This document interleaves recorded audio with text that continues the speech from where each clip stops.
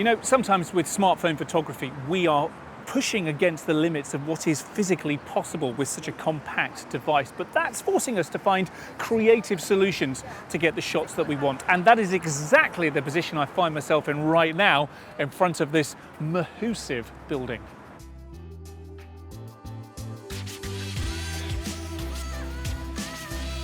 Right, so this building is absolutely magnificent. The trouble is, I'm struggling to capture that magnificence on my phone. Let me show you why. Because my phone does not have a wide-angled lens on it. So here I am in a sort of landscape orientation. I can just about get this tower and a bit of the building around it, but I'm not getting anything as it goes off to the right or off to the left, and nor am I getting all of the tower either.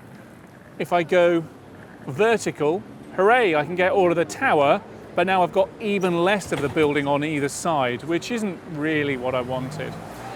So I feel really quite limited without that wide-angled lens on my phone. I can't step backwards, otherwise I'd be in the middle of the road, and we definitely don't want that to happen here.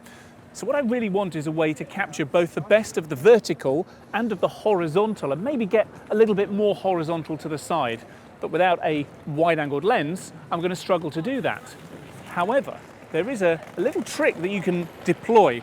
If I go into, on this phone, it's called More, and then I go into Panorama. Now, panoramas we often think of as being these super wide shots with a ridiculous aspect ratio. But you don't need to use all of the width of the shot. You could just use it to create what in essence looks like a normal shot, but as a wide-angle shot instead. So let's just see what that looks like. I'm positioned pretty much as close to the middle of this tower as I can be. I can't step any further back, otherwise I'll be in the middle of the road, and trust me, I don't want to be there. So I'm just going to start a little bit off to the left and just normal panorama mode rules apply. Just follow the arrow, follow the line. I'm going to try and position the tower somewhat in the middle there, and that is all I need. See, I wasn't using all of the line there. Let's just have another go at it. It doesn't need to be a super wide shot. Remember, we're trying to mimic what a wide-angled normal photo would look like. So I've just started to the left of the tower, holding the camera nice and steady, keeping the middle of that arrow on the line, and then just about there. And that looks about like the standard sort of frame that you would get had you taken this like that with a wide-angled lens. I tell you what, let's see how it came out. When I put my phone into its horizontal landscape orientation, this is about as much as I can capture.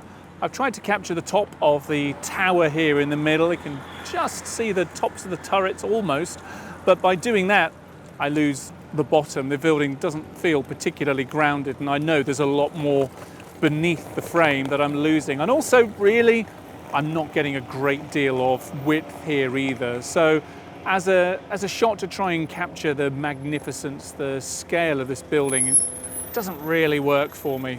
By turning my phone into its vertical portrait orientation, I'm now able to get all of the tower from the turret at the top to the legs almost at the bottom here, and that looks great. I can even see a bit of a car parked on the front here, but now I lose a lot of the width that I had before, what there was of it. So again, as a detail of this building, then it's great. But if I want to get a sense of the scale of the size of this building, it doesn't really tick that box for me. This shot I created using that panorama mode on my phone instead of the wide angle that this phone unfortunately doesn't have. And I've been able to capture the height of this tower. I've got the tower from the top to the bottom, which is great. It's even got the car parked outside the front. I've also got a lot of the width as well, and actually I think my alignment here was pretty good, all things considered, and you get a sense that the building goes off into the distance, as indeed it does. So if your phone doesn't have that wide-angled lens, you can still get the wide-angled shots with a panorama mode. And a lot of the width of the building as well, it's actually quite nicely aligned. The exposure seems pretty good to me as well. So I'm really, really happy with how that panorama mode hack has enabled me to get so much of the building into the frame here.